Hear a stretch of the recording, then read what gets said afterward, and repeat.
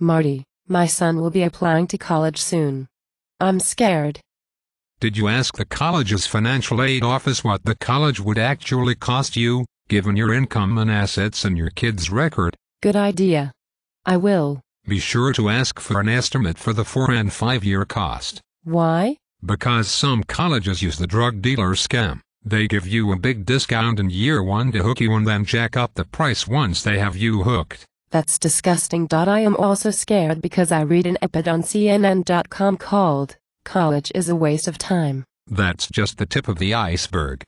This year alone, there were similar articles in the New York Times, Los Angeles Times, and The Atlantic, and prestigious book publishers like Knopf published books like Crisis on Campus, The 5-Year Party, No Sucker Left Behind, Avoiding the Great College Ripoff, Academically Adrift, Limited Learning on College Campuses, and Higher Education.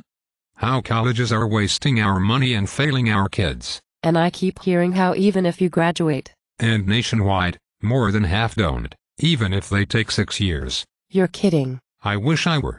It's Department of Education statistics.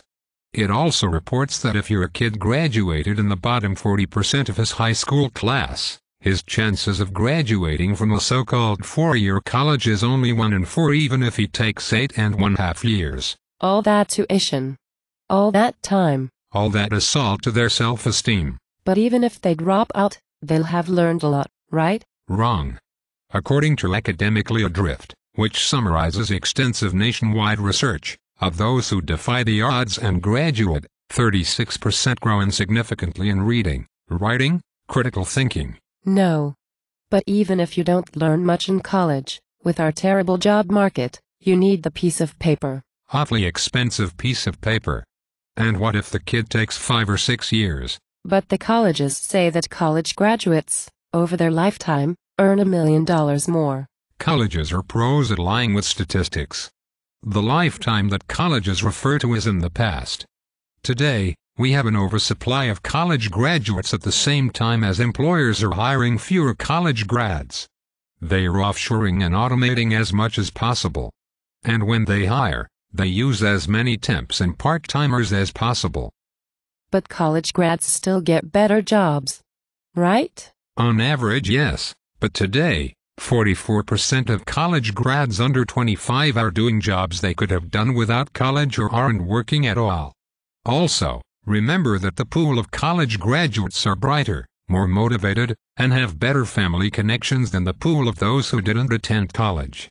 You could have locked college-bound students in a closet for 4 years and they'd have earned lots more money.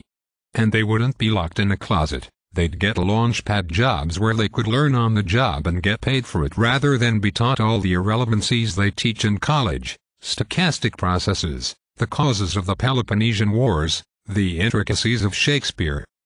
Yeah, I remember Father Guido Sarducci say he's starting a college where a degree would only cost $100 and take just 1 hour. He'd only teach what students still remembered after finishing college. There are grains of truth in comedy. Are you saying my kid shouldn't go to college? For some kids, college is the right choice. But don't assume college is the right choice. For many kids, an apprenticeship, the military, a short-term program at a community college, or on-the-job training, like at the elbow of an ethical and successful small business owner can be a wiser choice. But my son has good grades and test scores. He loves learning, and is eager to go to college. Then he probably should go. But please pick wisely. How do you do that? First pick say 10 colleges that have many students with grades and test scores like your child's, and are well located. Then what? This is critical. Please do it. To narrow your list, ask each college's admission office these things. Given my family's income and assets and my son's high school record, what am I likely to pay in cash and take on in loan over the 4 years my child is there? What would I pay in year 5 and beyond? What if they don't tell you? That's a sign the college will turn out to be more expensive than you think, or that the college doesn't care enough about students to provide even its true cost. I guess that makes sense. Here's the next thing to ask. What's the average amount of growth that your college's graduates with high school records similar to my son's make in reading, critical thinking, etc.? Do they have that information? Many colleges do, and if they don't care enough to monitor student growth, that's a sign you don't want your child there. What else should I ask? For students with high school records like my son, what's the 4- and 6-year graduation rate?